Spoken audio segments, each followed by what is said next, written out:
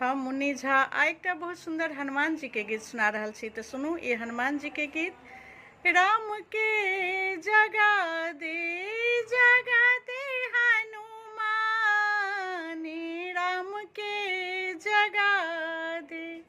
कथी के चौरा में कथी निशान, कथी के चौरा में कथी निशान, कथी चढ़ी नाचथी वीर हनुमान।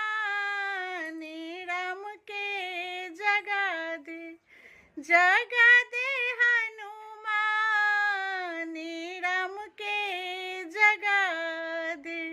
माटी के चौरा में तुलसी निशान, माटी के चौरा में तुलसी निशान, ध्वजा चढ़ी नाचथी वीर हनुमान। राम के जगा दे हनुमान, राम के जगा दे।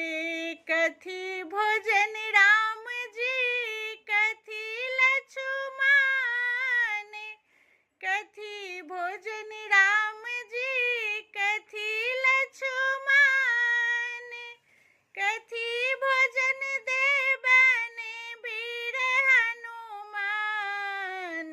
राम के जगा दे।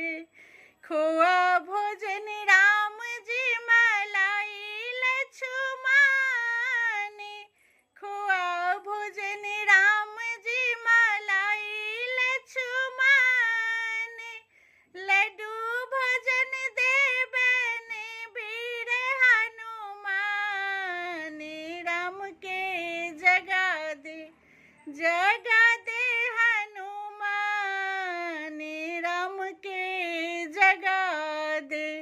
कथी पहिरन राम जी कथी लक्ष्मण, कथी पहिरन राम जी कथी लक्ष्मण, कथी पहिरन देवन वीर हनुमान।